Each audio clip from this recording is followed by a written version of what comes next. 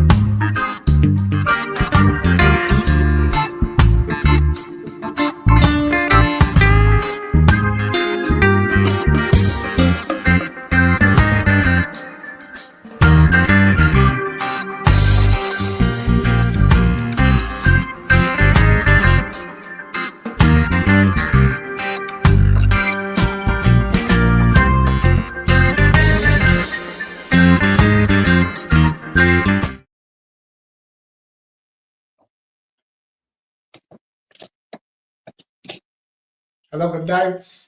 Welcome to Legalize this 9th day of March 2025.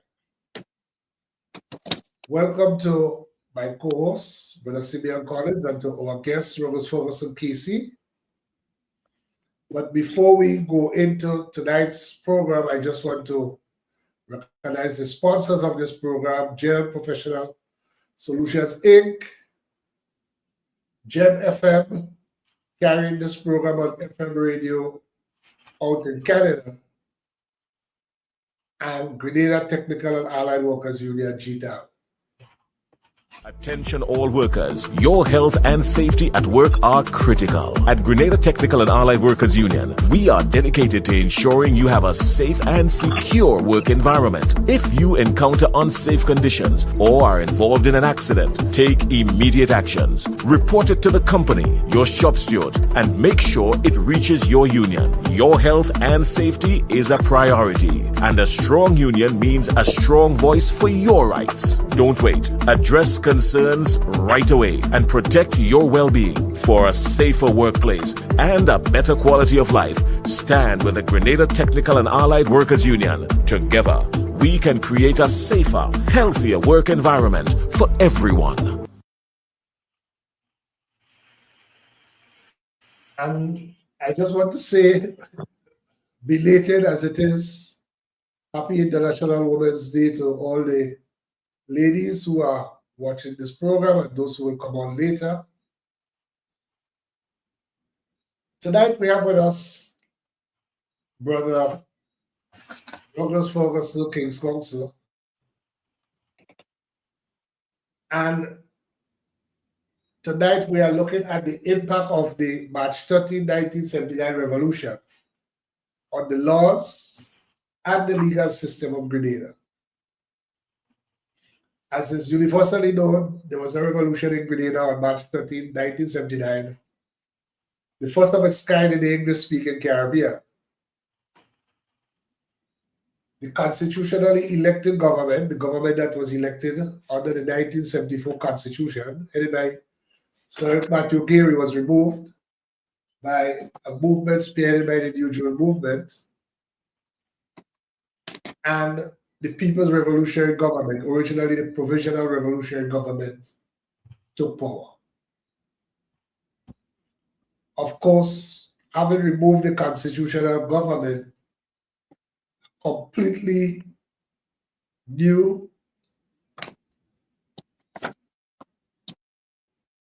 legal situation arose, and Grenada had to chart waters which were never before, navigate waters which were never before navigated in this region. So welcome, King Thompson. Good night. Yes, good night. Good night to you and your co-host, and good night to all listeners and viewers.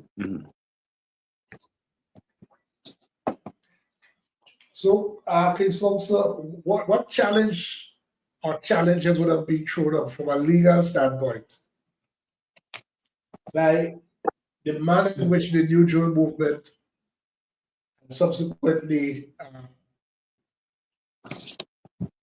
the People's Revolutionary Government would have assumed power in 1979.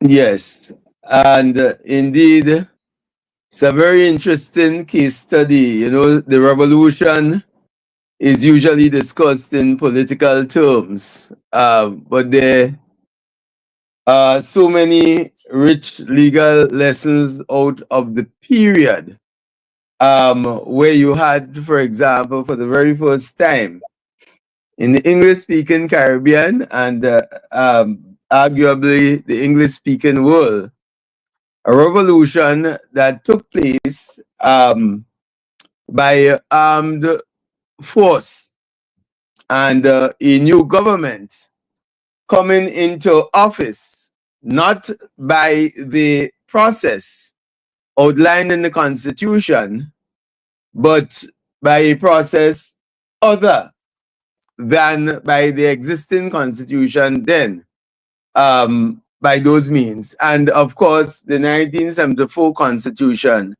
provided for elections every 5 years, basically as we have it now, elections every 5 years to where a new government may or may not be elected. Well, there's a new government elected.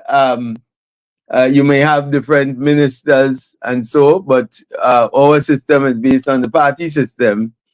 And for example, the party of Eric Matthew Gary from 67, 72, 76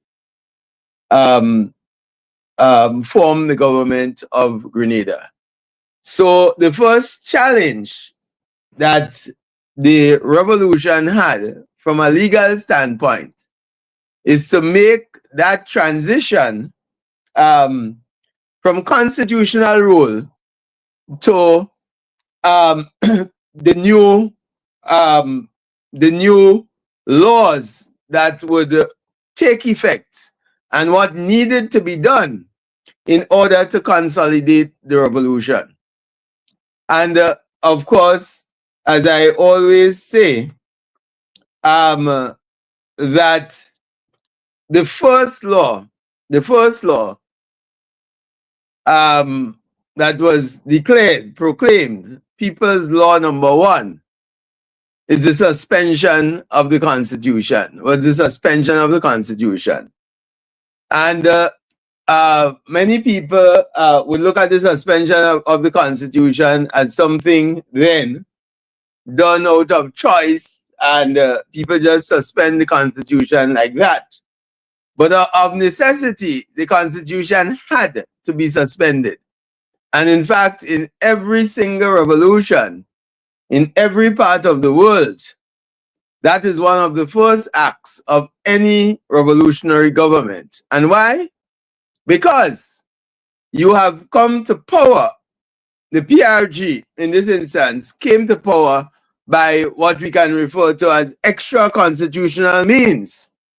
And therefore, you could not have a sustainable situation where you had a constitution, which is the supreme law, dictating how you come to power, one hand, and how you consolidate. And basically, as we know it, under the Westminster system of government, there are basically three arms of the state. There is the executive arm, and that's cabinet. You have, and cabinet is responsible for policy making. You have the legislative arm, and the legislative arm reflected in parliament.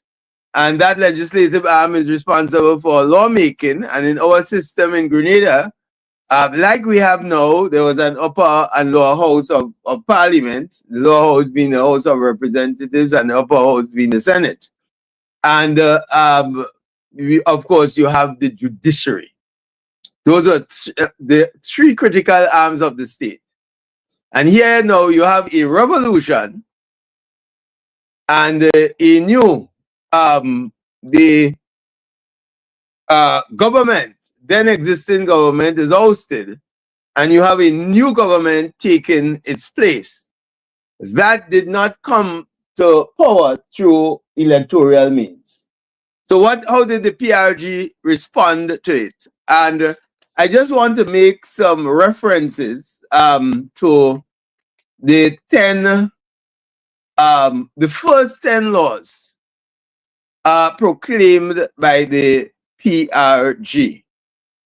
And the recitals, in fact, you had what you call the Declaration of the Grenada Revolution, and you had a series of recitals that preceded the first set of laws. And you have recital number 3, for example, says, and whereas the People's Revolutionary Government pledges to return to constitutional rule at an early opportunity and to appoint a consultative assembly to consult with all the people for the purpose of the establishment of a new constitution, which will reflect the wishes and aspirations of all the people of Grenada.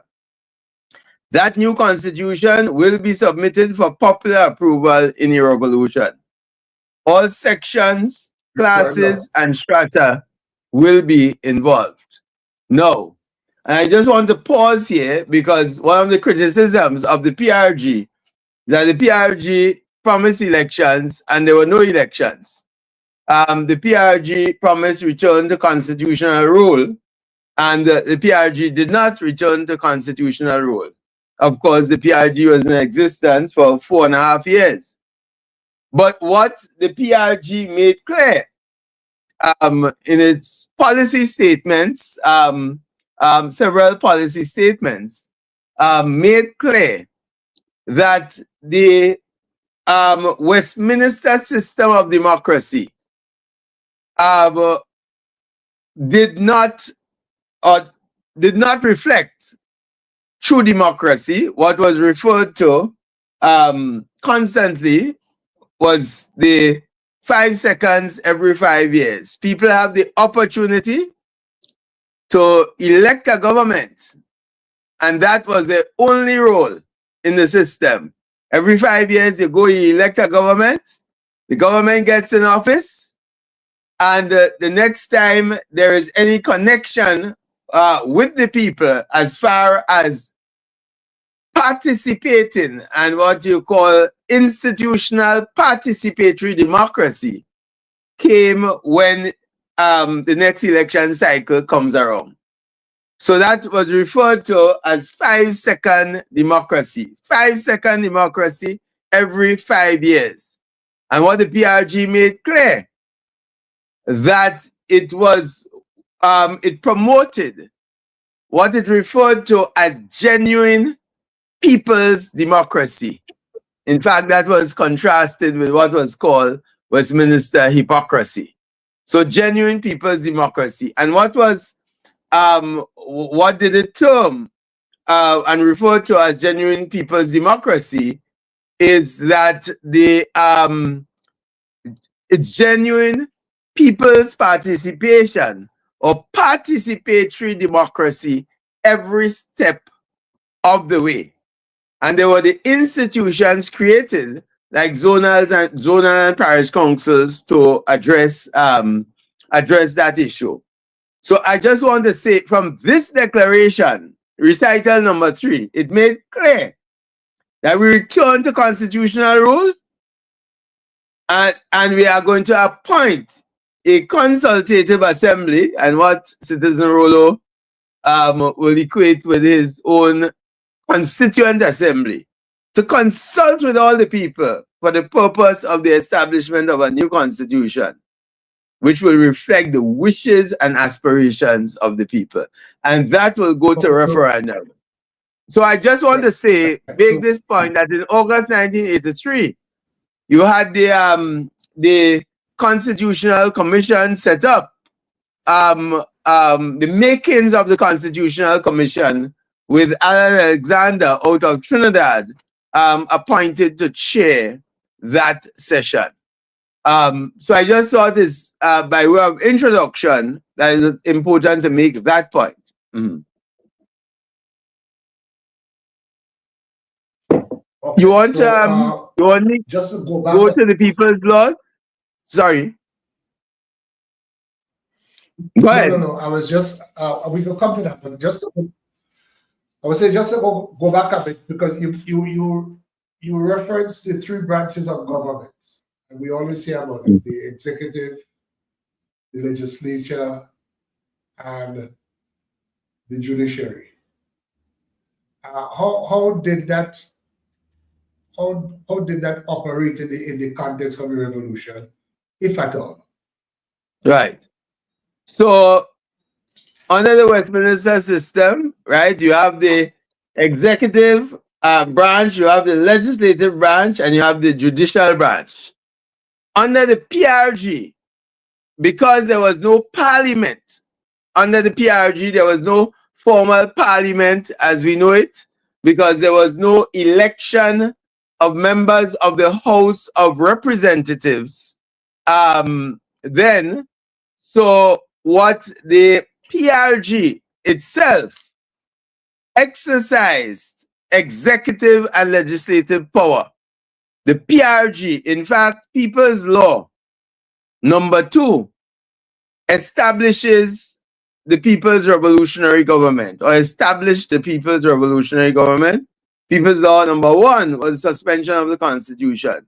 But People's Law number 2 said essentially that the People's Revolutionary Government is hereby established as of Tuesday, 13th March 1979, and in it shall be vested all executive and legislative power, and the People's Revolutionary Government shall appoint a Prime Minister.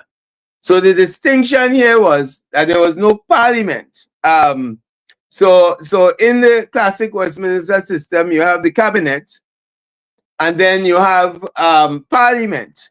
To be a member of cabinet, you must be a member of parliament, either an elected member of the House of Representatives or an appointed senator if you had to become a minister, because ministers sit in parliament.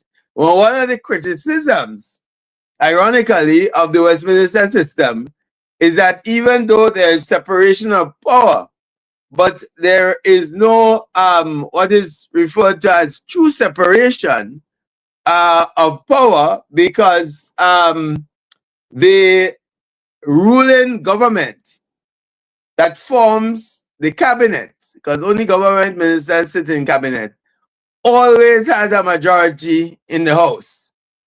So they get through, and that's why they form the government, because they have a majority. And with a majority, you can pass laws. So that was the PRG had the executive and legislative authority, and then you had the judiciary. Though it was not the judiciary of the Eastern Caribbean Supreme Court, or as it was known then, the West Indies Associated States Supreme Court Act, the PRG set up its own judiciary after the revolution. Now there's the debate always raging. I don't think there is any complete answer to that, but at the time, the Eastern Caribbean Supreme Court was headquartered in Grenada, and with the revolution, they relocated to St. Lucia. And because there was a revolution, that the Eastern Caribbean Supreme Court had issues with Grenada, and Grenada set up its own system. But actually, Right, so People's Law number 4. Sorry. Yeah, just to clarify, and for the viewers and listeners, the Eastern Caribbean, when you say the Eastern Caribbean court system was headquartered in Grenada, if you could just elaborate on that a bit. Okay. Now, remember, our court system is unique. In fact, and when I say unique, not just unique to the Caribbean, but is unique to the world. So we have one court throughout the OECS. It's referred to as the OECS court just generally, but the correct styling, name of the court is the Eastern Caribbean Supreme Court. And that Eastern Caribbean Supreme Court serves 9 islands. The 6 independent states are Grenada, St. Vincent, St. Lucia, Dominica, Antigua, St. Kitts Nevis, 6 independent sovereign states. And the 3, what is referred to as the 3 British overseas territories, Montserrat, Anguilla, and BVI, the British Virgin Islands. So you have 1 court with 1 Judicial and Legal Services Commission, and that is what is critical. 1 Judicial and Legal Services Commission headed by the Chief Justice. And that commission is responsible independently for the appointment of judges for the Eastern Caribbean. So whether they're based in Grenada, in BVI, in Dominica, in St. Lucia, you are appointed by a single Judicial and Legal Services Commission chaired by the Chief Justice. And also we have 1 Court of Appeal. So the same Court of Appeal that sits in Grenada is the same one that sits in Dominica, St. Lucia, St. Vincent, Antigua, St. Kitts, Montserrat, BVI, and Anguilla. So we have 1 Court of Appeal. Right. So you're saying that that is what would have existed on March 12, 1979. On March 12th, yes. Right. The same On March system. 12, 1979, and you're saying on March 12, 1979, the headquarters of the school was in Grenada. Right. So come March 1379 now, with the revolution, of course, there would have been challenges shown up for everyone. And you're saying that there is debate as to what were the circumstances, but in any case, that court no longer gave service to Grenada at a particular point in time. That's what you're saying? Right. Yes. So the bottom line was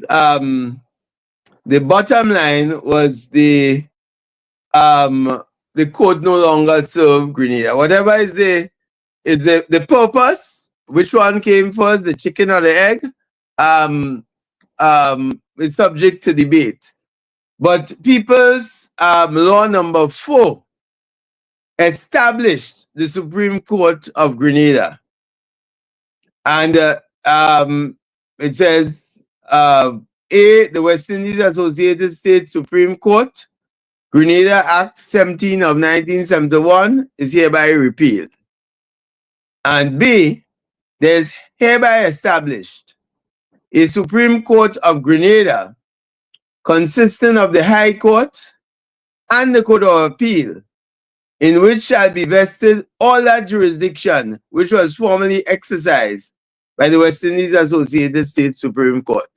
So basically, under the revolution, Grenada established its own court with its own Chief Justice heading that court.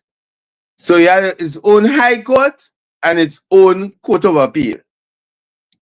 Because appeals at the time to the Privy Council were abolished also. Right. So, come the revolution, you say that executive and legislative power was concentrated in the PRG, but that there was a court system that was independent of the PRG. Yes. That's what we're saying.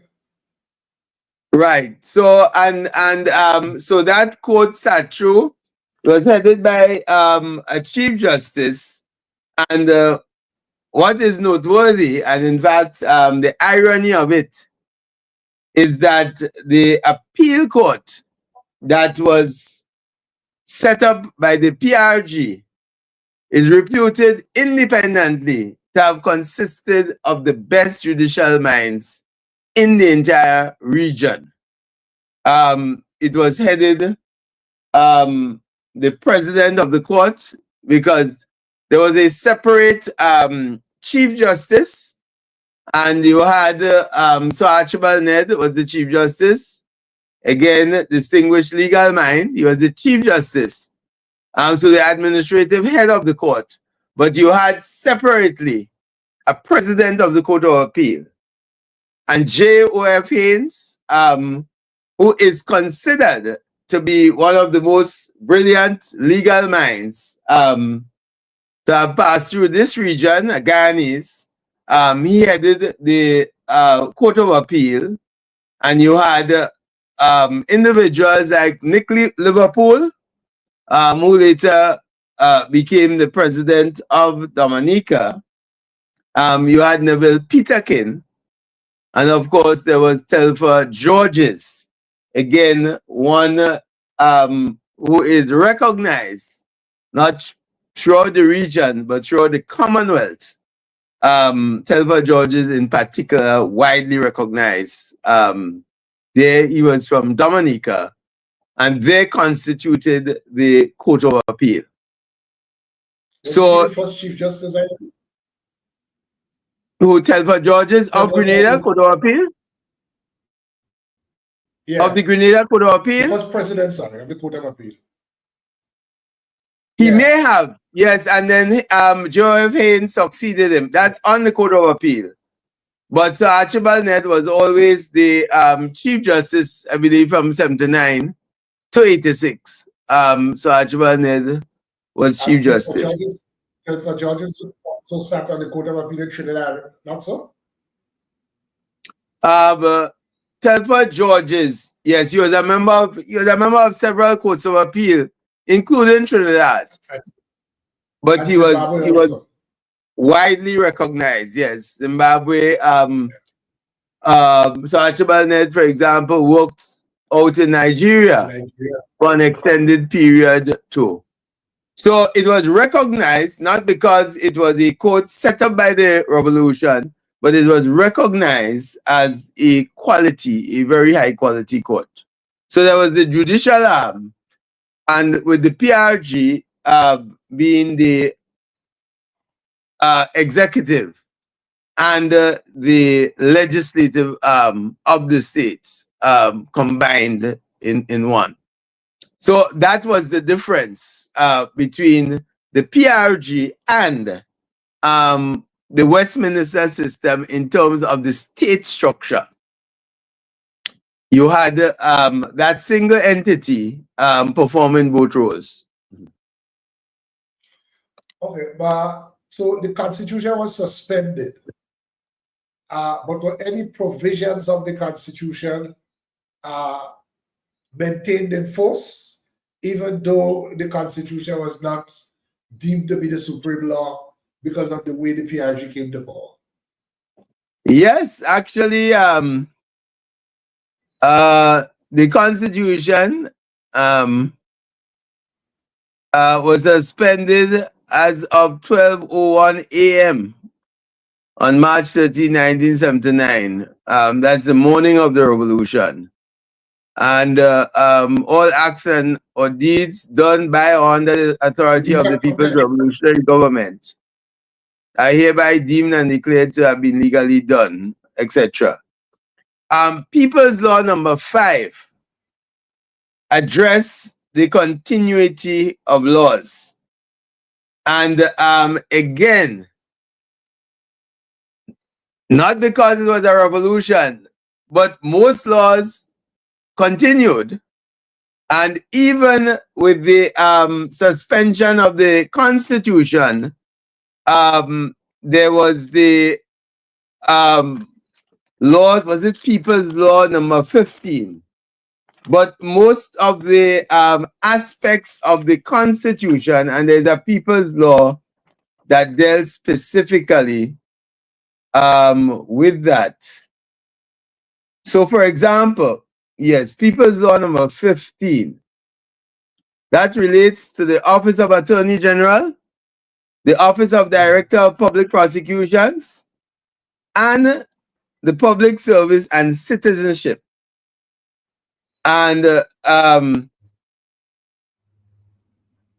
People's Law number 15 said, subject to Section 3 of this proclamation, the provisions of Section 68, 70, 71, sections 83 to 100 inclusive, and section 111, 8, 9, and 10 of Schedule 1 to the Grenada Constitution Order 1973, insofar as they are applicable, are hereby proclaimed to have full legal force and effect. So even though the Constitution was suspended as a whole on the morning of March 13, 1979, but the PRG restored aspects of the Constitution, gave it full force and effect nonetheless. And these are the examples. So, for example, Section 68 deals with the Secretary to Cabinet. Section 70 addresses the Attorney General. And 71 addresses the Director of Public Prosecutions. And 71, the Director of Public Prosecutions can continue, initiate, continue, discontinue prosecutions, and has an independent office and is subject to the direction of control of no one. That provision, those independent offices were retained. Sections 83 to 100 inclusive dealt with citizenship, the Public Service Commission, appointment of a Public Service Commission, Public Service Board of Appeal, pensions, and the protection of pension rights. Those remained in force. And Section 111 is the interpretation section of the Constitution. It is the last section of the Constitution, and the Section 118, 9, and 10 continued in force, and 8, 9, and 10 related specifically to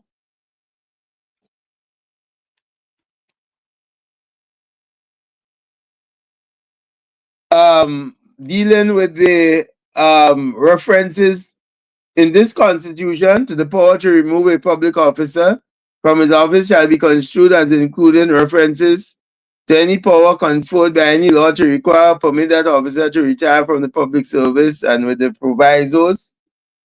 9 and 10 deals with the public officers. So those, by virtue of People's Law number 15 of 1979, and all of these laws were proclaimed in the very early days of the revolution. So you had the suspension in March, but you had the declaration that these particular sections named there had the full force and effect. And that was in March 1979 too, on the 29th of March 1979. So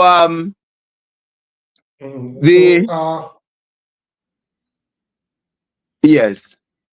So the model was that the legal model, if I understand it, from all that you were saying, was that the Constitution was suspended as the supreme law, but provisions of the Constitution were brought back and kept in force as ordinary laws under the rubric of a people's law. Yes, under the people's law. Yeah. Okay. There are two questions I just want us to, from the chat. One person has asked, where can I find a copy of the people's law? It's a good question. I don't know if the printry, I'm not too sure if the government printry has laws but I'm not too sure where in terms of a public place. And that is the importance of a museum, because all of these laws And ought a national library. to be, and a national library, because all these laws must be preserved. They form an important part of our history, just history generally, and in particular our legislative history, because the PRG operated. In fact, most laws were continued. All laws, save and except, but you needed the modifications based on the manner in which the PRG came to power. But barring that, most of the laws continued. As we note, the People's Law number 5, very early People's Law number 5, addressed the continuity of laws. People's Law number 6, the extension of the jurisdiction of magistrates' courts to deal with violent offenses. People's Law number 7 established the People's Revolutionary Army. And with the PRA, whose members shall be subject to and controlled by the Grenada Military Force Act 1976, to the extent that that act shall reasonably and appropriately apply. So People's Law number 8 dealt with the establishment of the Preventative Detention Tribunal for persons who were detained. And under that, it provided that a person within 14 days of such detention shall apply to the Preventative Detention Tribunal for a review of his case. And thereafter at stipulated periods. So it was more or less with effect as just as the Constitution has now, where there are emergency powers and there are powers to arrest. If the Constitution is suspended, similarly there was a provision for that. All right. The second question, observation. Someone says the Constitution was suspended as of minutes past midnight on the 13th of March. Therefore, how long did it take to draft those laws and for them to become effective under the new order? How long did it take to draft those laws and for them to become effective under the new order? I think the person is taking the point as to you make a revolution. Constitution? No. I think the point is being taken. Well, the short answer is that those laws may have been drafted and proclaimed maybe March 20th, 21st, but they were given retroactive or retrospective effect. So the law said as from 12 March 1979, but it doesn't mean that they were actually drafted on March 13th or so. And then the most actually, they were done on 28 March 1979. Right, 28 March 1979, that's the answer. Yes. 28. So in March, the most substantive question for you is, were there any other options and or course of actions that the PRG could have taken other than suspending the Constitution? No. The Constitution, and for reasons that are obvious, in any revolution,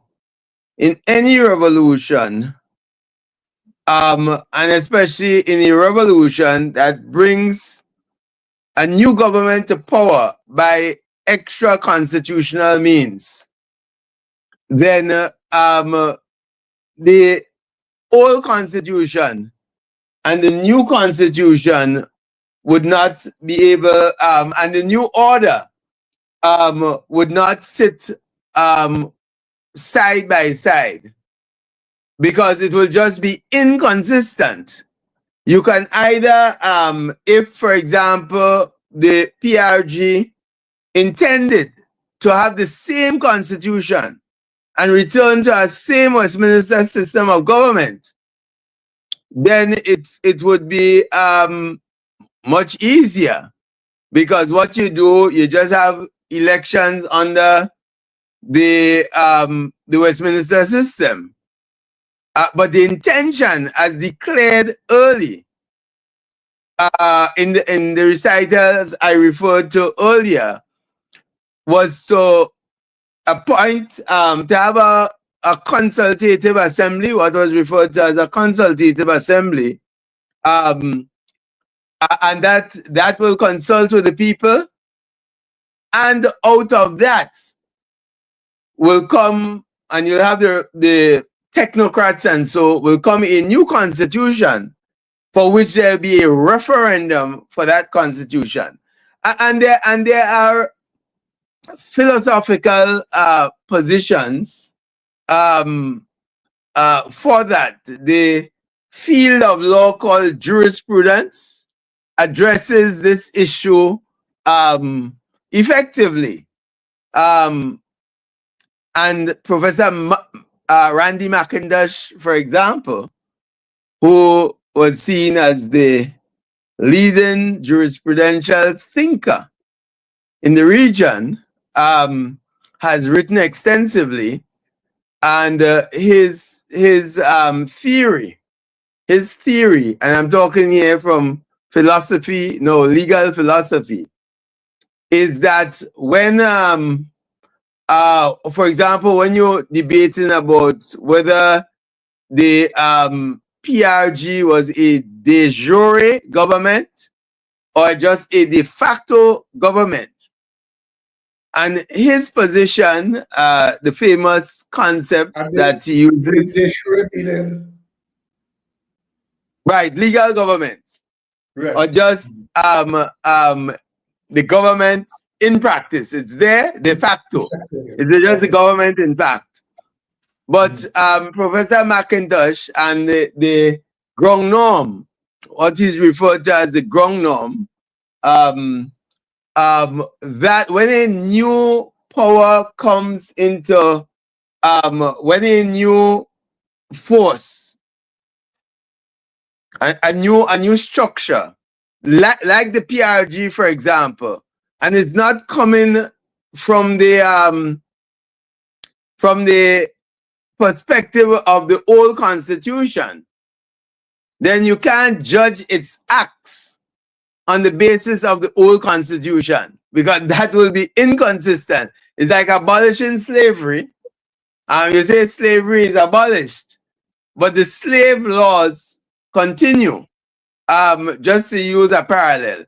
So his position, just generally, I'm talking just legal philosophy, just trying to simplify it, where he said there's a new ground norm, and that new ground norm now, out of that would emerge the new laws, and from which that new entity is to be judged. So you don't retain necessarily the old, you'll use aspects of the old, but in the case where the PRG came to power, and it was not a it did not come to power consistent with the constitutional provisions, then you can't have that same constitution, at least with respect to that area, judging the PRG. And that's why it was suspended, but with the intention of creating a new constitution. Okay, just before I want to take one more thing from the chat, and then I want to let Colin ask you any question he may have, and also to give some information on the people's laws where they can be found. Someone as a follow-up question, were they not standing members of the PRG who were members of the parliament at the time of the revolution? So that's a follow-up question to whether things could have been done otherwise. Yes, and the answer, yes, you had about, well, not six, you had Morris Bishop, You had at least 4. Bernard Code, Unison Whiteman. 3, Lloyd Noel was not a member of parliament, but Norris Bean. Norris Bean. Yes. So you had yeah. Right. So you had at least 4 of those who were initially members of the. I guess the question is whether those 4 being members of parliament, whether the parliament could have been kept alive rather than suspend the constitution. I guess that's it would have been right. And the answer, you see, once if it was something done within the context of parliament or so, under the existing Westminster system, then yes, but not where you have it in the form of a revolution. That would have been difficult. And it's not really who are the individual members, but we're talking about the institutional structures there and what gives you legality to those institutional structures. So, for example, parliament, there was no parliament. In fact, the parliament building was used mainly for training as a national secretariat during that period. But training public officers, a lot of the training took place in the parliament building. Yes. Simeon? Yes, just say that I have placed on the chat where you can find the People's Law. It's online, so just Google it and you'll find it there. But one question, Brother Ruggles, you said that a decision was taken by the PRG to opt out of the Supreme Court of the Eastern Caribbean, in those days, the West Indies Associated Supreme Court, and set up a Supreme Court of Grenada that is a homegrown court here in Grenada, but yet continue membership with the Eastern Caribbean Currency Union is still there, as well as CARICOM. My question is, how legit is it for a country to opt out of a sub-regional court that is in the OECS Supreme Court and establish its own court? Yeah, well, that it may, I don't know the details, the inner details, but it may have been via agreement because it happened. The question as to whether or not, because remember, this was the first revolution in the English-speaking world. So there was no precedent for it in these parts. And therefore, you have to deal with these issues as they arise. And it was, so the PRG was able to set up the court, but it was not part of the not part of the Eastern Caribbean Supreme Court.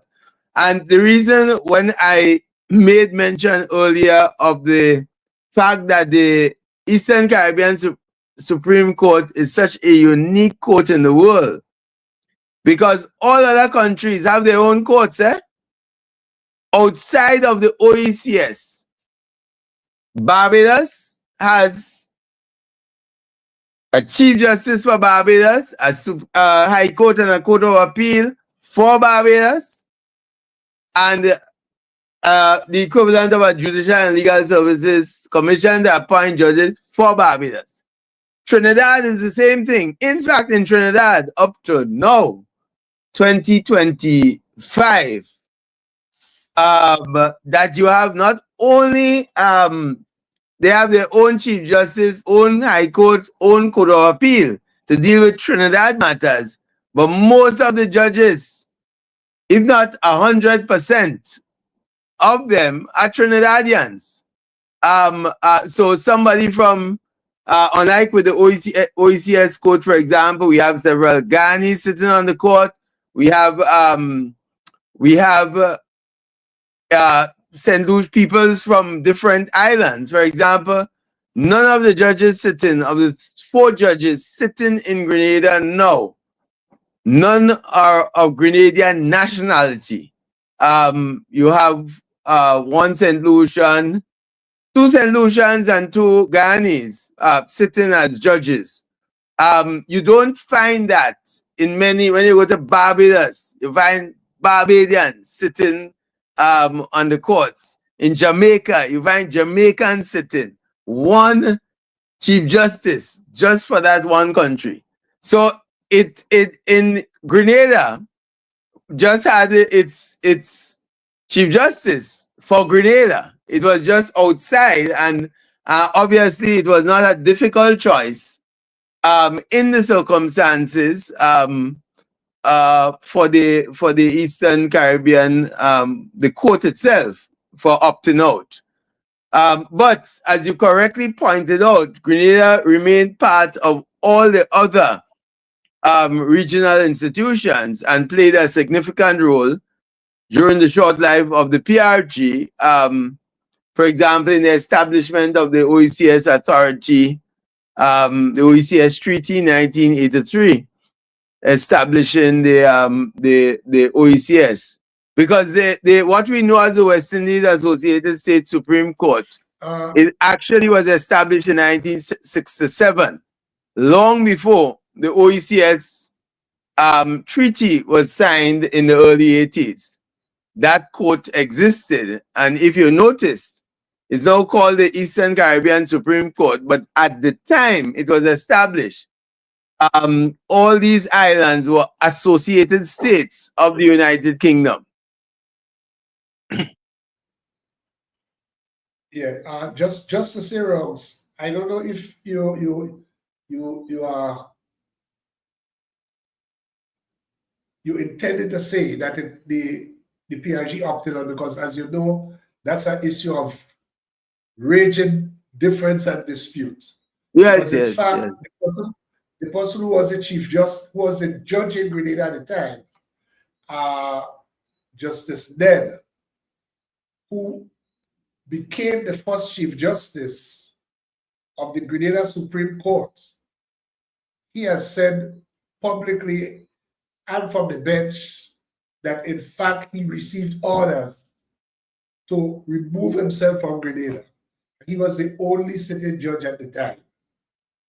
And it is in that context, this is my understanding, that the PRG, in order to ensure that there was a judicial system, the Grenada Supreme Court came about. So that's the circumstances in which the court was born, and obviously they sought to seek persons of the highest caliber, starting with Telford Georges, Jeff Haynes, Dick Liverpool, of the highest caliber to sit on that court, so that it would have the requisite credibility.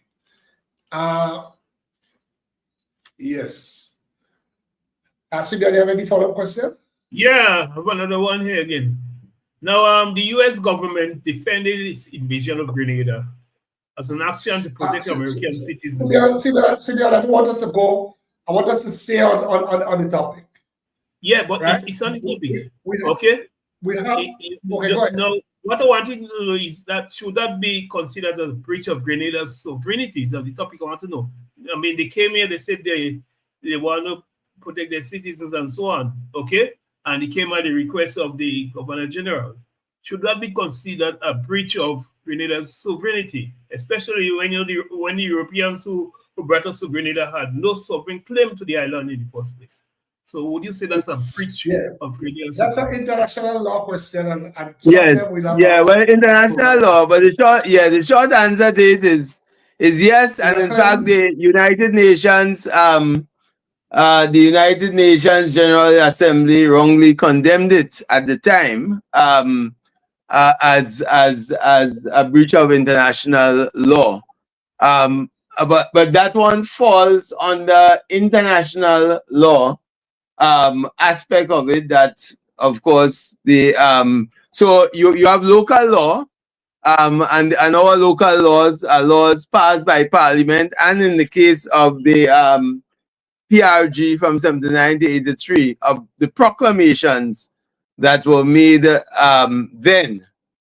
And, well, international law, as I said, on that issue, you had the other bodies, but the main body where all sovereign states sit, the United Nations, condemned it as a breach of international law. Yeah. Any follow-ups here, Simeon? Well, there are other things, but it might be too international. So I wanted to know the US position on the, on the invasion of Grenada. I know they had some chatter there, the OAS first, which refers to it as a situation that might endanger the peace, and so Right. on. Yeah, the OAS had something, I think, as you said, the UN had something. Also, the Commonwealth had a position, and that, and so on. And so on. So all these, although they are international bodies, clearly had the position some for, some against. And that's something we should reflect on when discussing these things. The sort of chapter, whatever they use. Yeah. Yeah. So so the revolution lasted 4.5 years. The constitution remained suspended for that period.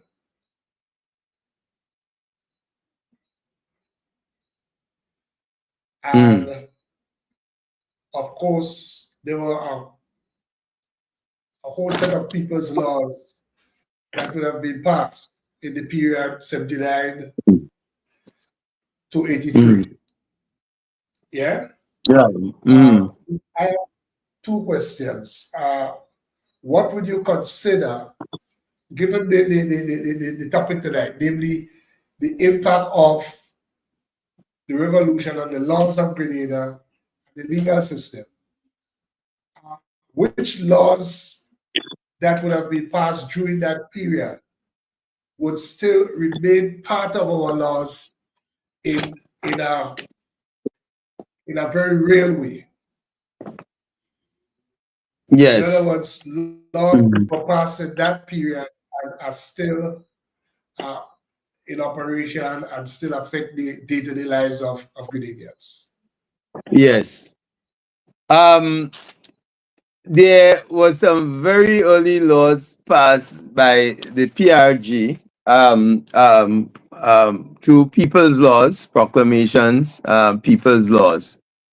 And in the very early period, I think it's People's Law number 29. If I'm not mistaken, I may have the number wrong. I think it's 29. Yes, 29. People's Law, proclamation by the People's Revolutionary Government.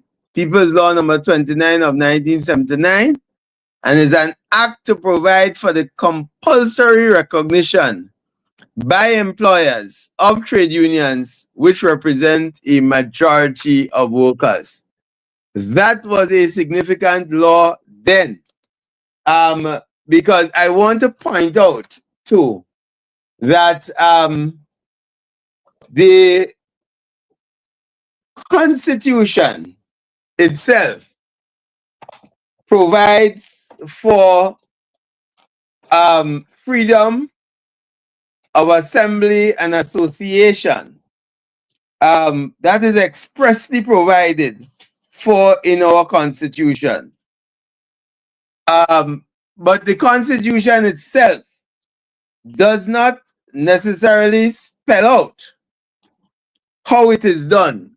And that's why you must have laws supplementing or protecting and advancing the rights that are stated under the Constitution. So, for example,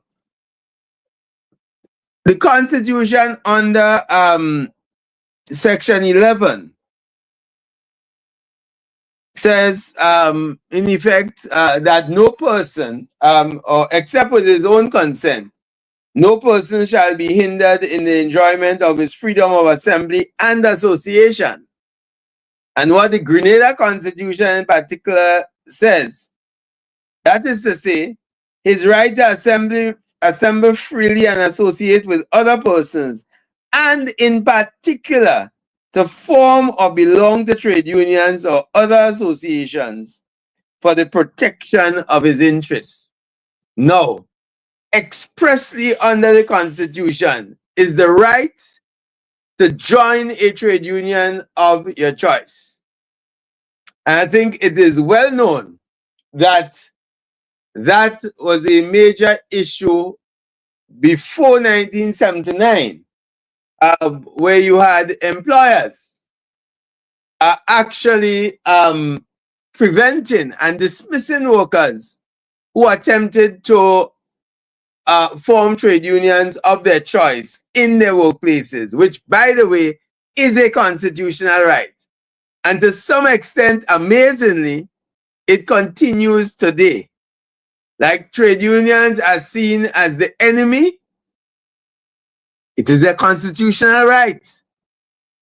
And but you had people, so for example, you have workers in banks now, probably most of the banks being members of trade unions.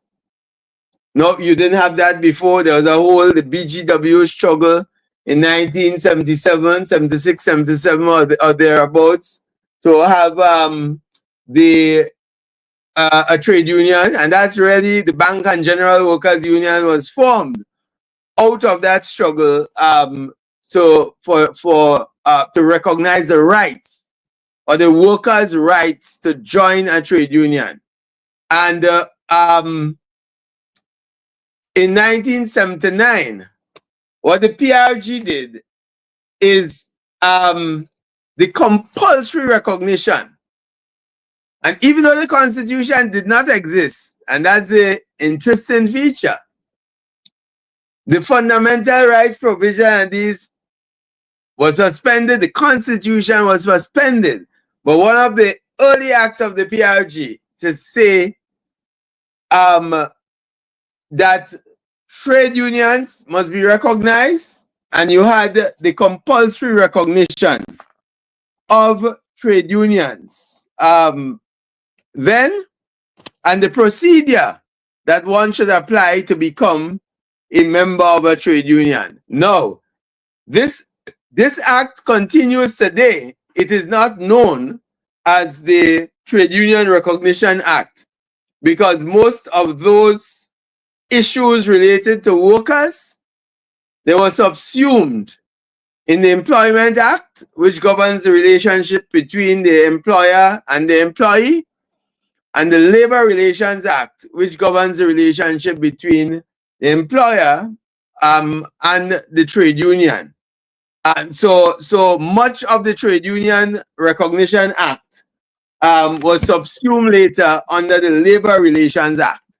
But that was significant and very early in the days of the revolution, this particular act was passed. And then you had, again, and we just come out of International Women's Day, celebrated yesterday, but the Maternity Leave Act was a significant act that affected ordinary Grenadians. The workers, because before what the Maternity Leave Act essentially said is that when somebody becomes pregnant, they are entitled to one, maternity leave with pay. They have the normal 3 months maternity leave with pay and a guarantee of their job at the expiry of the maternity leave. So in other words, it protected people who became pregnant, because what happened before is that when you became pregnant, the employer say, well, mean caused you to become pregnant, that is your choice.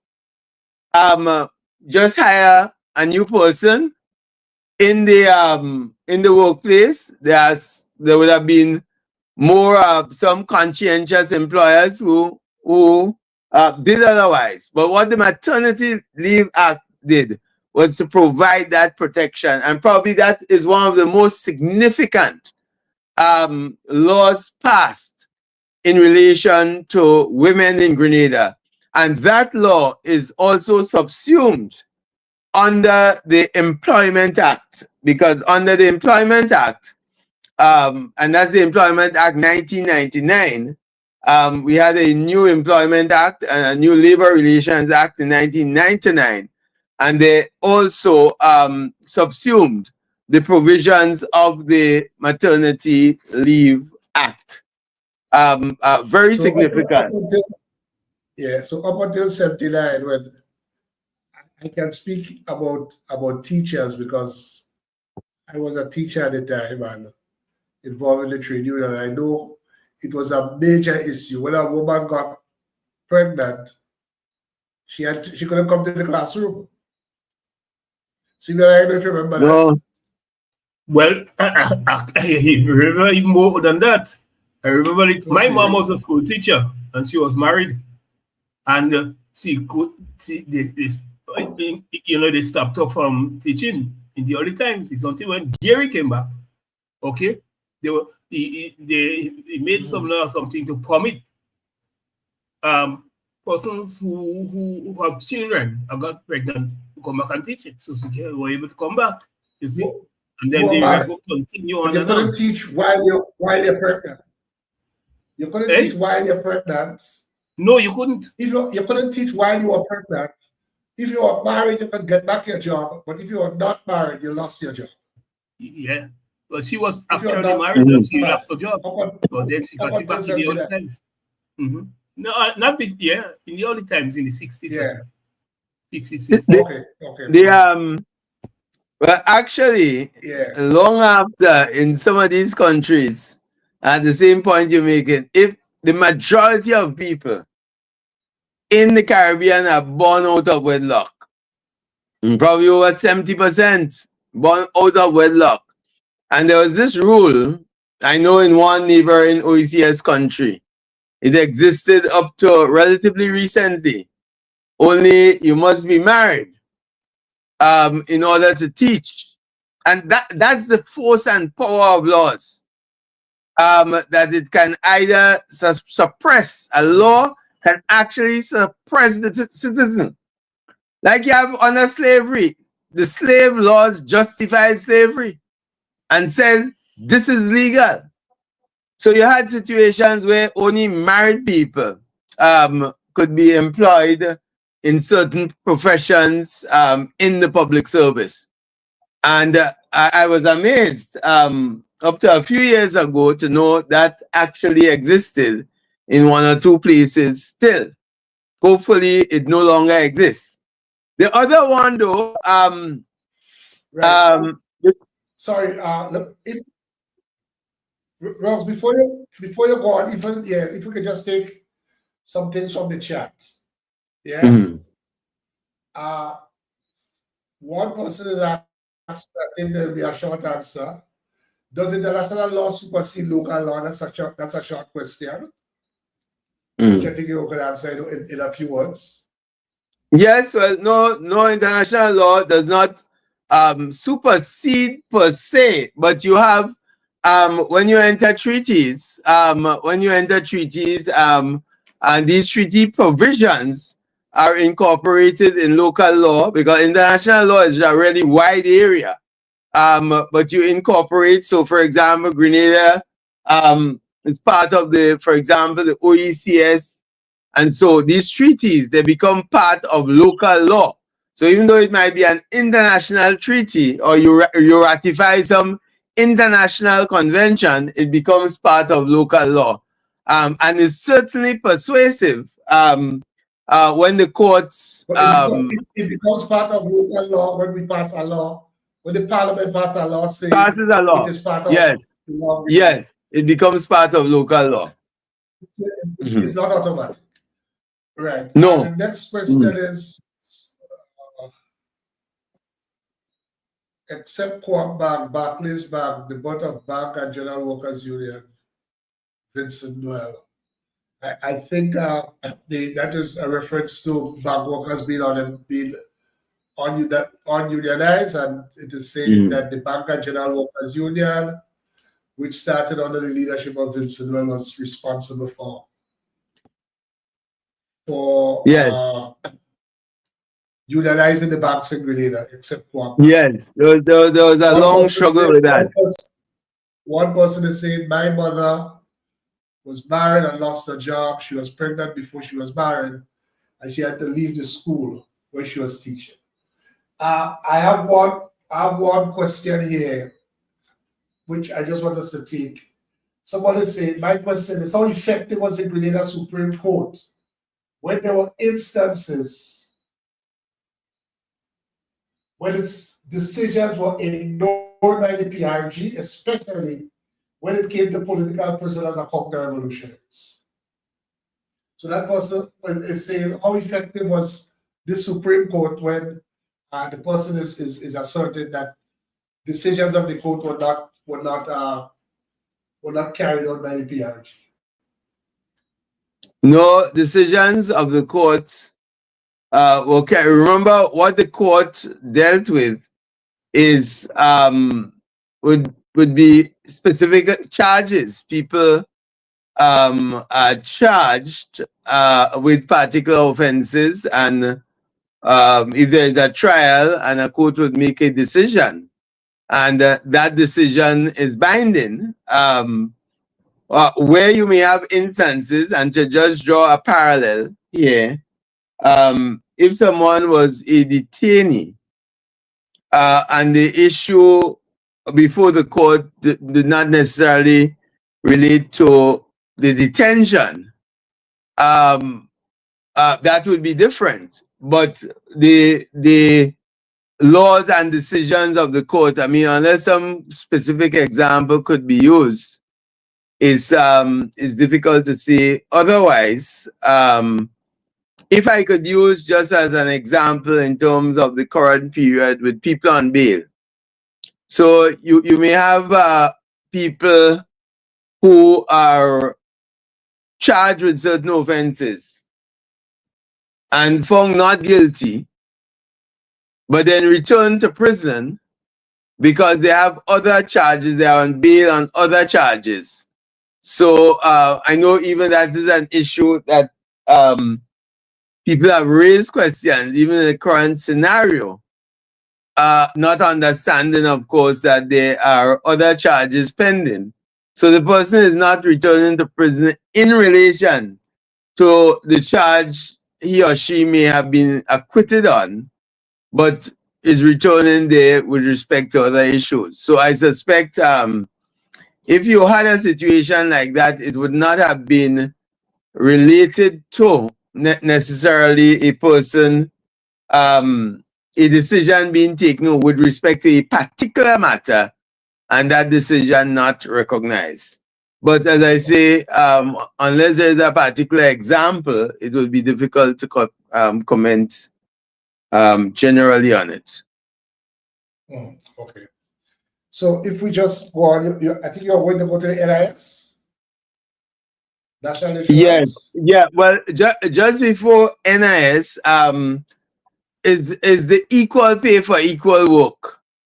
Because again, that was introduced, a critical law introduced, and I think it is the PRG is arguably the government that has done the most for women in the country. Of course, with the passage of time, that evolves and it takes different forms.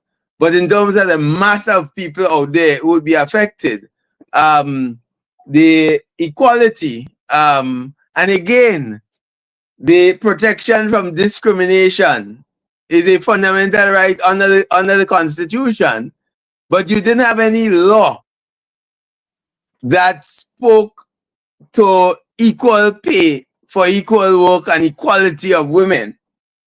But despite the Constitution being suspended, the PRG, the People's Law, again, equal pay for equal work, equal pay for equal work. So men and women doing the same work were required to receive the same pay, basically. And that is a feature that was incorporated in the now Employment Act. If you see, the Employment Act of 1999 protects that provision.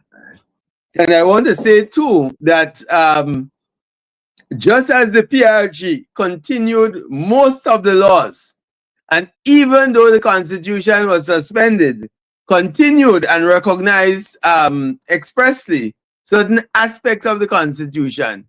Just so, in the post-PRG period, post-1983, the laws of the PRG were validated. So, in other words, they were not just special laws, but just during the revolutionary period. But Act 1, because you had elections, the first elections post-revolution took place in December 1984. And the first Act of Parliament, Act number 1 of 1985, validated basically all the laws passed by the PRG. So they were actually adopted by Parliament post the December 1984 election. So we had the NIS coming into being in April 1983, in April 4th, 1983.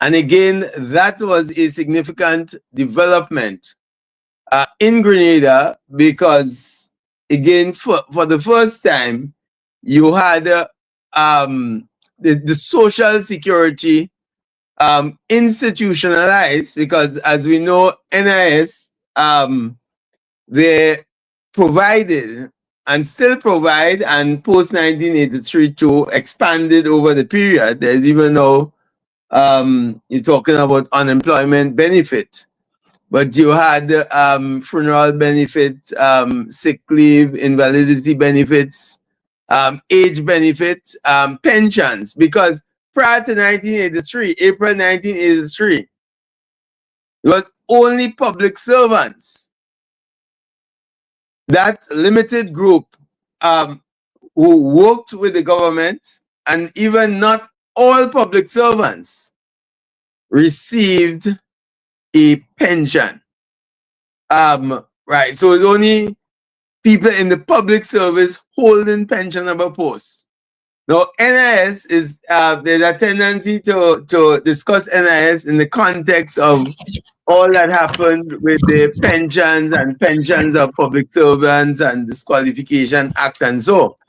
But what the intent behind NIS and the introduction of that age benefit was to expand the pensions to all classes of workers outside of the public service, and to even include those people in the public service who did not get a pension. So you had an age benefit, you have age pension. If you didn't qualify for a pension, there's still a benefit. And so that was the purpose of NIS, even self-employed. Even though you are not working with an employer, but it has, incorporated self-employed, just every class of worker, to guarantee a pension. And of course, that was introduced in April 1983, and it remains a major pillar today. NIS has expanded, not just as a force employment, but acquired significant assets over that period. It has celebrated over 40 years now in existence, and it is a main pillar in our economy and providing those social benefits and services to all employees. You had you have also out of that period the Rent Restriction Act. And the Rent Restriction Act is one of those acts, and that was, I think, Rent Restriction Act is a 1982. I'm subject to correction, but I believe it's 1982, where tenants were protected from landlords, protected from being literally thrown into the streets, where you had situations. Sorry? I said, I think it was 83. I'm subject to correction too, but I think it was 83. Yeah, I think, yeah. It might have been 82 though. I tend to remember it as 82. But yes, between 82 and 83 in any event. And that was really instituted for the protection of tenants. So it operates by providing for a statutory tenancy, even when the private arrangement between the landlord and the tenant. Yes, and that's what a lot of people don't understand. Because, you have that protection. Yes. So you may have had an original tenancy agreement, but and that expires. But when that expires, you become a statutory tenant, and you are protected under the Act. So it's great for tenants, no. But what the Rent Restriction Act in itself presents certain problems, and again, so amazing, because critical to the functioning of the Rent Restriction Act is the Rent Assessment Board, I think. A board, I believe it's called Rent Assessment Board. And unbelievably, this act has been in effect for more than 40 years. And no board, to the best of my knowledge, has ever been set up. Yeah, so you have, for example, nothing was done since. I said it's either 82 or 83, because what both of us saying is that nothing was done. The act was put there. Yes. The machinery that was intended for it to operate and operate fairly was never instituted. So you have an act going back over 40-something years, and it is an important act because tenants get thrown out on the street, and sometimes the landlord discover that, listen, quote unquote, yes, it's my place, but or tenants discover they have certain rights that they did not know they have. Yeah. But there was a machinery that was supposed to be put in place to create a balance and to have fairness between landlords and tenants. Yeah. And that never happened. Which is, and that has created a problem. Right. In a sense, although we go to maybe that what I'm going on will need a whole program. In a sense, it was the story of the pensions. Precisely. Well, that is the exact contrast I was making.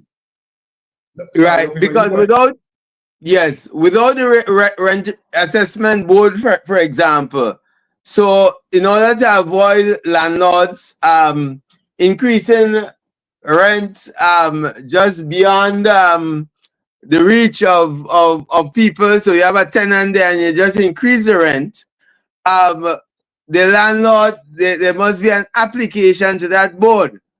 So it's almost with the absence of that board, the Rent Restriction Act, that is such an important act for the protection of tenants, could not operate effectively over those years.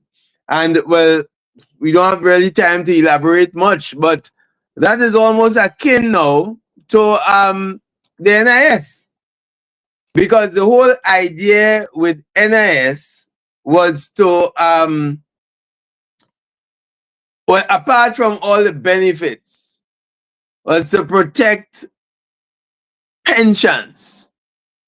And it was recognized then, since in 1983, that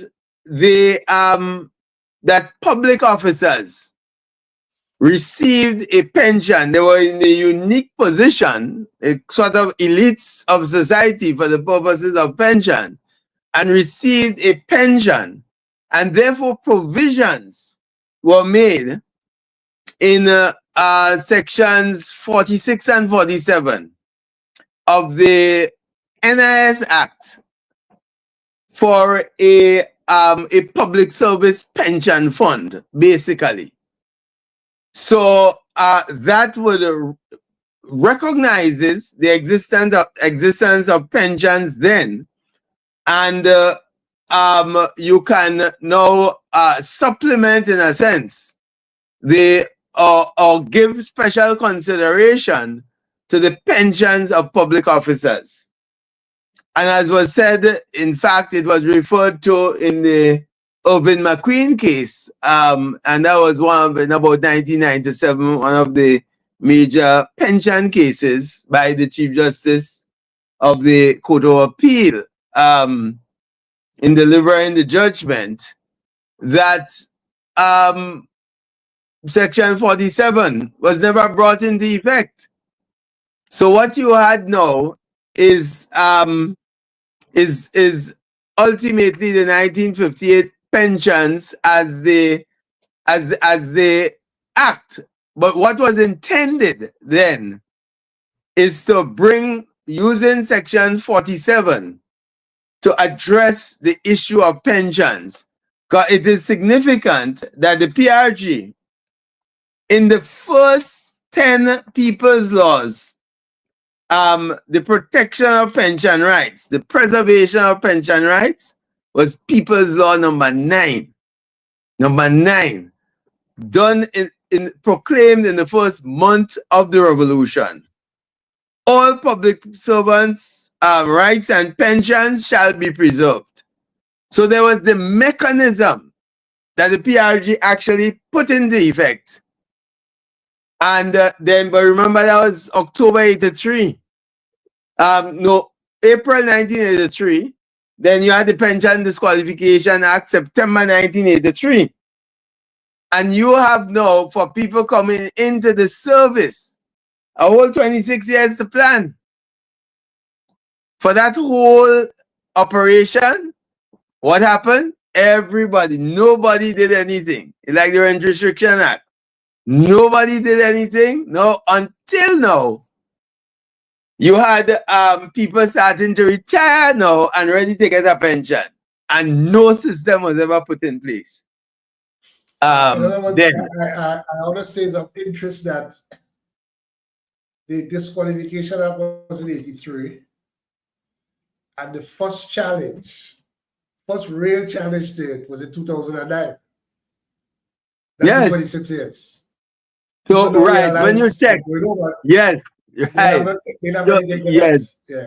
Yes. So 26 years after, so it almost sounded as though the PRG to blame for that, but the PRG put the mechanisms in place. What the PRG did is actually expand the pension structures in Grenada so that everybody can benefit and get a pension, not public servants alone, but recognizing the peculiar situation with public service and pension, made provisions, but nobody activated sections 46 and 47. Nothing done, and people woke up 26 years later. Yeah, I think the Chief Justice, as far back as 97, said the scheme was not completed. Yes. That is what created the problem. Huh? Yes, that was in the Irving McQueen case. So it's recognized and pronounced by the court. That is the problem. That is the issue. So it's not as though the PRG had taken away pensions. They expanded it. But it's just that everybody fell asleep on it until you're ready now to pay out and receive the benefits. And you realize nothing was put in place and the scramble started. Right, but as we onto that now, let me just ask this question, and this is kind of akin to the question that was asked regarding the suspension of the Constitution. What was the necessity of that disqualification act in 83? Or if you want to put it, what was the reason, the rationale behind it? Right. So you had And by the disqualification, I have just to explain. No, you go ahead. I guess you'll explain in the process. Yes, yes. So, in other words, what the Disqualification Act did. Well, let me start off with what the NIS Act intended to do. So you have now, there was a cutoff period. There was a cutoff period for the old pension, which was the 1958 pension. So those receiving a 1958 pension would if you join the service, for example, on April 3rd, 1983, that's before NIS came into effect, then you get a 1958 pension. However, if you had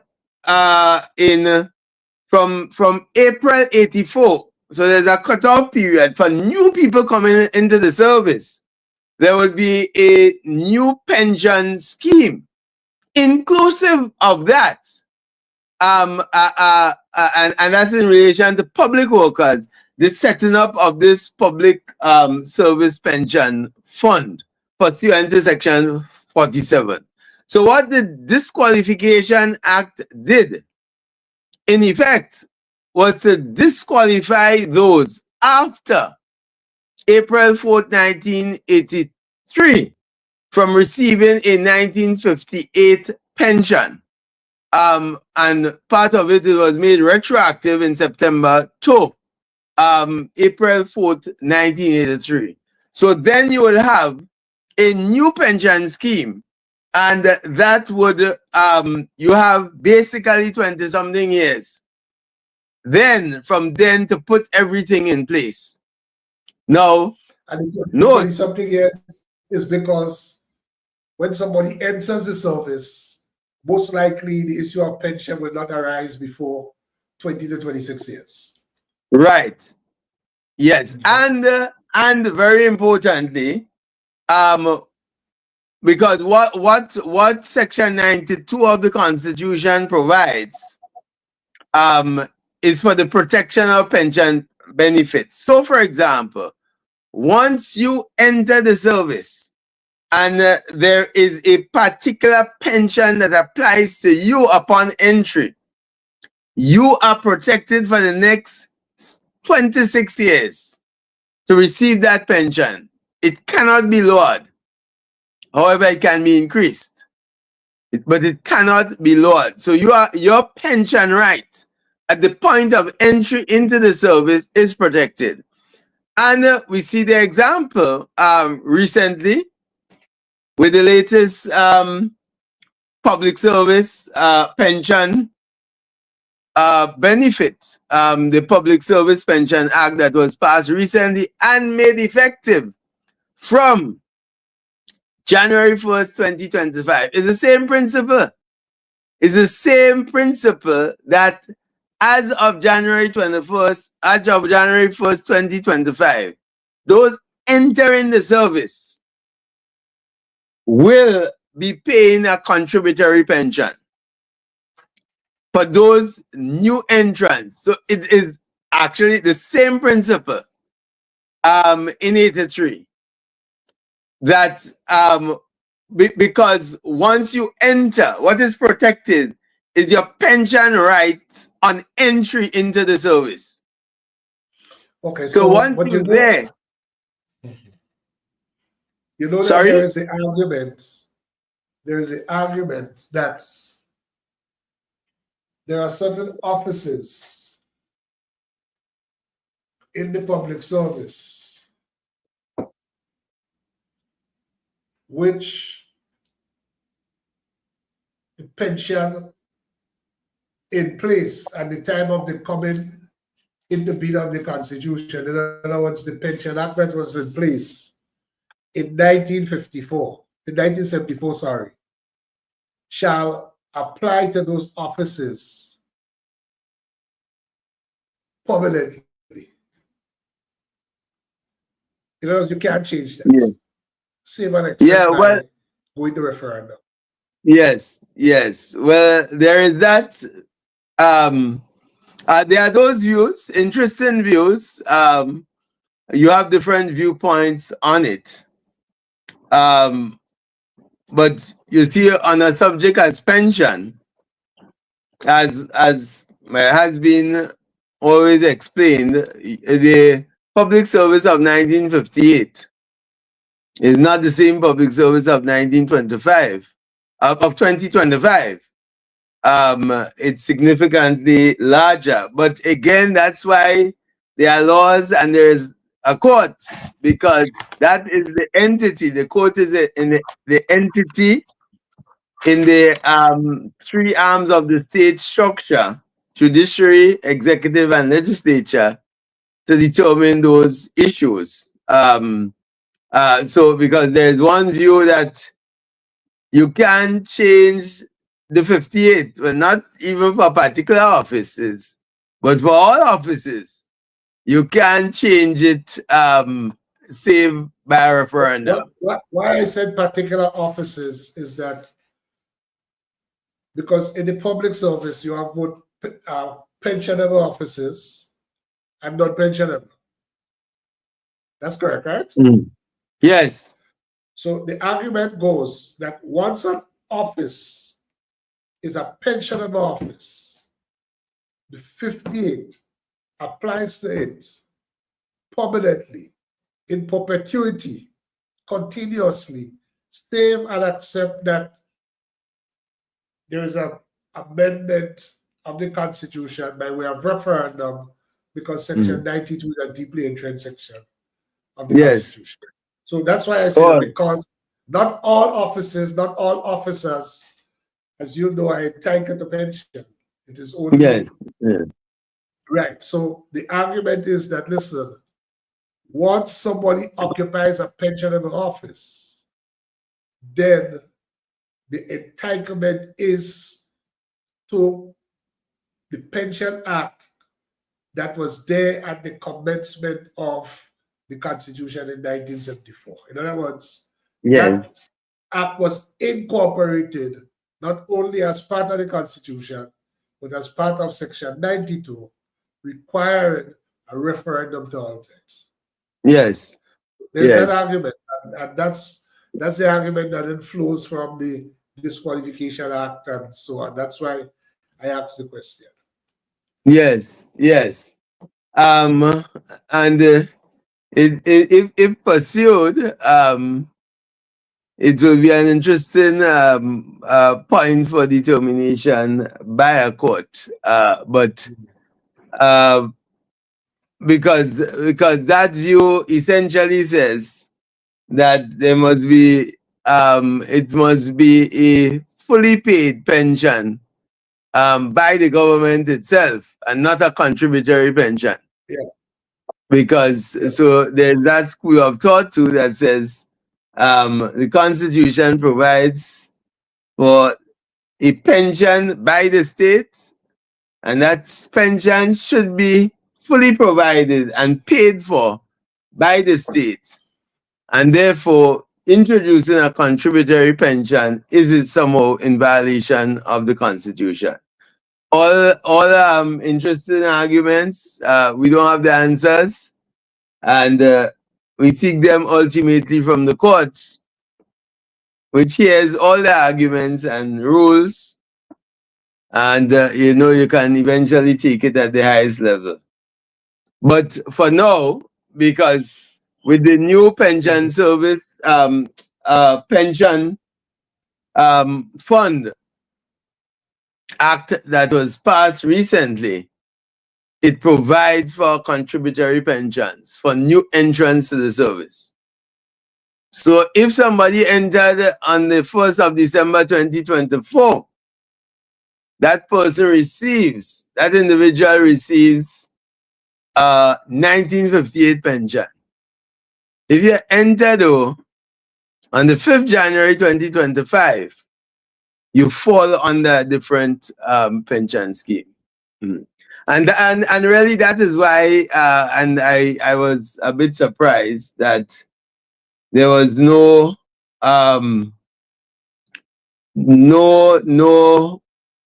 or little, in my view, or inadequate education and sensitization on this important issue, because it touches and concerns so many people, and it's important that people understand it. I find most people it was a good effort, in my view at least, was a good effort to resolve a long-standing problem. Yes, well, yes, the long-standing, yes, many right, shied away from. yes, yes, but the issue is not the effort; it's the kind of public education and sensitization, because it's important. The pension issue has become near and dear to the hearts of public officers over the years, and it's important when these fundamental positions are taken, that you have the accompanying, public sensitization and information. But I suppose it will continue. I know you're on your program. We did this and on some other programs, but I trust that people will grasp it. It remains a vexing issue, because somebody is saying that's not a good approach at this point, Mr. Ferguson. I think it is a reference to the pension. This is the preferred and perfect solution for all who don't qualify for the matter. Sorry, what was the comment? Sorry? That's not a What is not a good approach? I'm not clear, but I think it was in reference to the pension. Okay. I don't know if we can get some clarification, but it was a reference to that. But as you know, it is one of the vexing issues, and it is seen as the Disqualification Act is seen as one of the negative piece of legislation that the PRG passed. And I think that is, from my own view and thinking about it, that is so because, as the Chief Justice said in 1997, for reasons that we all know, the scheme was incomplete. And no one took up there. As I say, sometimes the airport was completed because we could see it. Right? The airport was also in 83 incomplete, but it was completed. Yes. Maybe not as intended, but at least it was completed. Right. But the problem with the Disqualification Act is that there was a disqualification and then nothing put in place. Yeah, that's the point. So that was the issue. But the Disqualification Act was in September 83. Yeah. By October 83, the PRG was no more. And so there was nothing put in place. Not necessarily because in the scheme of things, you will disqualify and then you have something, because you must put something in place. And that is why even now with the approach is that this new act was put in place. So there's something that effectively replaces the 1958 Act. So that was the problem. Disqualification with nothing being put in place. You must have something in place that would address public workers' pensions. Yeah. A follow-up is that it's about the children who ain't having a job yet. It's about the children. So I guess I'm taking it to mean that the 1958 Act is, the person is saying, it's not only about those who are there now, but it's for those who will come to the service in the future. But I think the parallel with the Rent Restriction Act, which Simeon has confirmed that the Rent Restriction Act was a 1982 Act. The parallel is there. Simeon, you want to come in? Yeah, basically, I've been listening to everything that have been said, and you can see a connection between, number of these acts. For instance, the NS Act and the Maternity Act. Okay, there's some link, because NS now is paying out maternity benefits. and not just maternity. Because of the maternity act, you have no paternity benefits being paid out. When we talk about the equality of women in the workplace, what we have seen since that act was passed is a number of women entering the workplace doing jobs that men were doing, such as engineering and so on. So they get involved in that area too. The only thing that it has not been able to stop is the violence against women, which continues. But I know there are legislation, but that is something that it's a sensitive. We want to see it stopped altogether. But that domestic violence act was passed and is enforced in the country, but that's kind of beyond the remit of this program. That was passed during the revolution? No, I don't think it was in the revolution. Subsequent. Okay. No, Domestic Violence Act was passed it's in place more than 10 years. No. Because that's the act where you get protection orders. And protection orders to exclude whoever is the identified abuser, even from the home. Under the act. It has some very strong mechanisms to manage domestic violence. And then you have a Child Protection Act. You also have a Child Protection Act. No. Yes. A child is a child act, which is part of the Child Protection Act, no? Yes. Yeah. No, a Child is a Child Act is the Status of Children Act, the 1991 Act. That's correct. That's the Status of Children. The Child Protection Act is separate. It came long after. But see, as I always say, what we really need. We need a law reform, a permanent, in a sense, law reform commission to examine a lot of these laws, because some of these laws are outdated, and either have a constitutional reform commission separate, just looking at the constitution, or you have a law reform commission that encompasses all areas, both constitution and ordinary laws passed by Parliament. Because that issue with the Rent Restriction Act, and I really hope somebody, it has been spoken about for the amazing thing for 40 years, and nothing has been done about it. And somebody even called me last week on an issue, and it's the ideal issue. It's a problem a tenant had, and it was ideal issue for a rent assessment board to deal with. If the act is to be effective, it must have that board. Without that board, the act creates problems. And 40 years, 42 years, maybe a good time to tackle it would be on its 50th anniversary of the act to some changes, but it cries out. It cries out for attention. Just for the landlord, not just for the tenants, even for the landlord. Precisely, that's the point. When the poor landlord, it's a strike the landlord. Yes.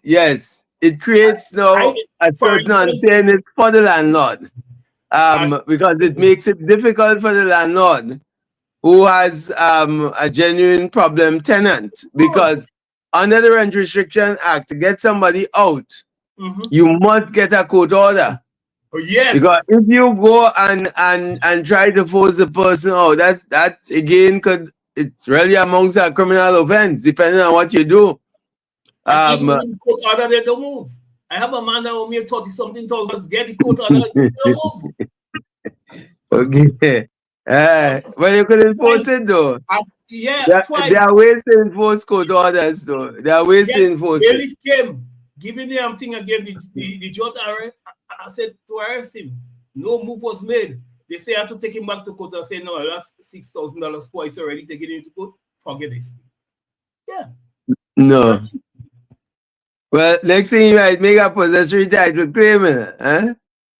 So it's something you need to give attention to. The first thing the judge asks is who the land for and who the house for. And I had a look up in there, so I say, look at it. And say, okay, that's mine. Anyway, that was a few years ago, and that's settled now.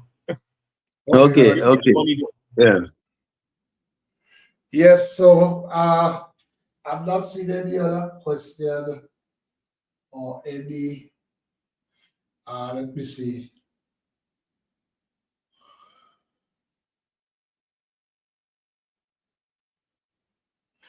Yes, but the issue of the pension remains a vexing one, I suspect, until, if necessary, you get a court to pronounce on it, maybe the ultimate court. The matter will always remain one of contention. Yes, it will. Yeah, some of these matters, yeah. I know there are people who hold strongly to the view that you cannot change the 58 pension, and that's their view. And I think there is even misunderstanding about the recent pension law that was passed, because I know there are some people who are still of the view. They are still of the view that, listen, that doesn't apply to people who are holders of pensionable offices. That's why I think the person there when they said is for our children in the future who don't have jobs.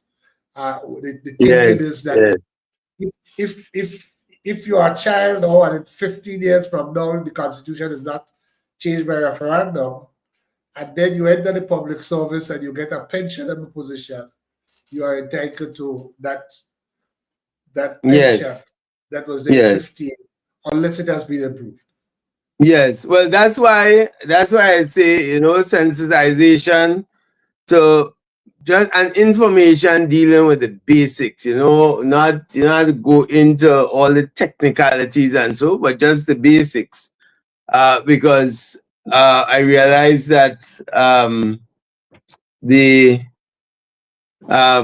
lot of people misunderstand what the law really provides for. And law, and that's why programs like these are so important, because law is such a technical area, and these laws are just injected with so much legalese that somebody won't just pick up a law book and read as opposed to you wanted as a sleeping pill there and follow. But so you need, especially those laws that touch and concern people in a very deep and direct way. Yeah, it's made for them. They need to. Yes, so we are coming to the end of the program. Simeon, anything you want to add now? Not really. A lot has been said. There's a lot of food for thought for all of us, and I myself, I was in this thing for a long time, but when I hear something new, although these are all topics, something new always come up. So I want to thank again Ruggles for his wealth of knowledge, well-versed, the clarity in which he puts it out. Even the common man on the street can understand. So again, that is that's a great effort. So we thank you very much. Yes, thank you. And again, let me commend the program because it's an important program. I am a very strong advocate for public legal education because that also contributes to the stability of society. Everybody believes they have rights and seek to enforce those rights that they believe they have. And when people understand the legal system and what rights and basic laws that are there that affect them, it makes for a more stable and peaceful society. And I always say that we have a duty, whether it's in the medical field, in the legal field, or engineering, wherever, to contribute to that ongoing debate and, in fact, to lead the debate. And especially an area of, as law that affects so many people. Because really the laws are for the citizens to follow.